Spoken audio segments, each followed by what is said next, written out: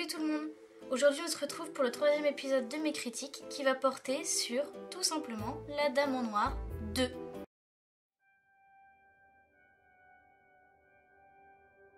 La Dame en Noir 2, ou le titre en entier La Dame en Noir 2, l'Ange de la Mort, qu'est-ce que c'est? C'est un film d'horreur britannico-canadien qui a été interdit aux moins de 12 ans. Il est sorti en 2015 et il a été réalisé par Tom Harper. Et c'est naturellement la suite de La Dame en Noir qui est sortie 3 ans avant. On va commencer par l'histoire. Donc l'histoire, elle se passe pendant la Seconde Guerre mondiale, soit 40 ans après l'époque du premier film. 8 écoliers dont les parents ne peuvent pas quitter Londres sont accompagnés par la directrice de l'école et par une jeune institutrice pour se réfugier à la campagne pour éviter les bombardements allemands. C'est marrant, ce type de scénario me fait penser à un autre début de film.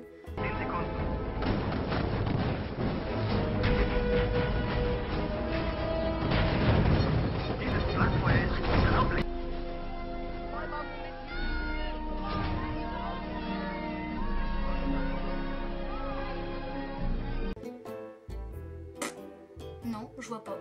Ils partent à la campagne et où est-ce qu'ils vont s'installer? Dans la vieille demeure de la Dame en Noir, comme par hasard, dans le charmant petit village de Chrysin Gifford. Les personnages, donc pour les personnages, on en a un peu plus que dans le premier. On a tout d'abord la directrice, qui s'appelle Jean Hogg, et qui est interprétée par Helen McCrory.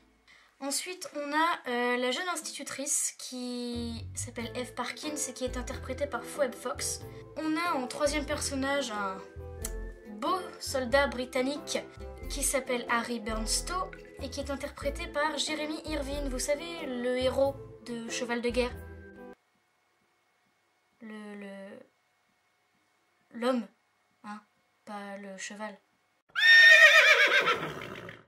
On a 8 élèves, donc je vais pas tous les énumérer déjà parce que j'ai pas trouvé leur nom, je m'en rappelle plus, et parce que c'est trop chiant. Si certains pensent à regarder cet épisode en se disant il y aura autant de points négatifs que dans le dernier, bah je suis désolée de vous décevoir, mais ce film-là je l'ai particulièrement aimé.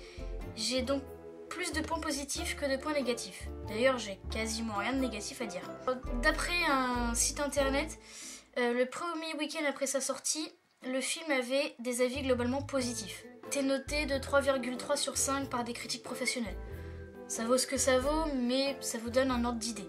Personnellement, ce que j'ai bien aimé, c'est que tout est fait. Le décor, le jeu d'acteur, toutes ces choses-là sont faites pour mettre le spectateur mal à l'aise. Et c'est globalement plutôt bien réussi. On a beau connaître l'histoire de La Dame en Noir, le premier film, ça n'empêche qu'on n'est pas moins surpris par les événements du film. Il y a franchement des choses qui sont relativement bien faites. Il y a même des scènes qui se passent en dehors du manoir et en dehors du village. Et le film n'est pas seulement angoissant, il y a une véritable intrigue derrière. Enfin, comparé au premier, je trouve que l'intrigue est plus réussie, si je pourrais dire ça comme ça. Et je trouve que les personnages sont relativement attachants. Déjà, dès le début du film, la petite Eve Parkins, en général, on l'aime bien. C'est une petite actrice toute simplette qui apprend son métier. Bon, voilà, elle essaie d'aider les enfants. On s'y attache relativement vite. Pour les points négatifs, il y a 2 petites choses que je trouve tout à fait incohérentes. C'est le mot. Ce sont des incohérences surtout scénaristiques. Et la principale, c'est celle qui consiste à mettre des enfants dans un bus pour les emmener se réfugier. Hein, on n'oublie pas que le but c'est de se réfugier, c'est-à-dire que les enfants se sentent à l'aise, qu'ils se sentent un peu comme chez eux, voilà, qu'ils aient pas peur de toute la guerre, toutes ces horreurs, etc. Ils vont être emmenés dans une bâtisse délabrée, pleine de moisissures, qui est gelée jusqu'aux fondations. Moi j'ai envie de dire, mais que fait la commission de sécurité ? Et autre point incohérent, c'est, je veux pas spoiler pour ceux qui l'ont pas vu, donc je vous préviens, Mais il y a un moment à la fin du film où ils sont sur une fausse base de décollage d'avions militaires anglais. C'est un leurre en fait pour les Allemands, pour qu'ils bombardent ce truc-là et pas les vrais camps de base. Et en fait, à ce moment-là, il y a la Dame en Noir qui les a suivis, qui les attaque, etc. Ça, j'ai pas vraiment compris parce que je trouve que ça sort un peu du contexte dans le sens où en fait ils se retrouvent là parce qu'ils ont voulu lui échapper, parce que dans la maison ils voyaient bien que ça commençait à devenir horrible, invivable, etc. Donc ils sont partis.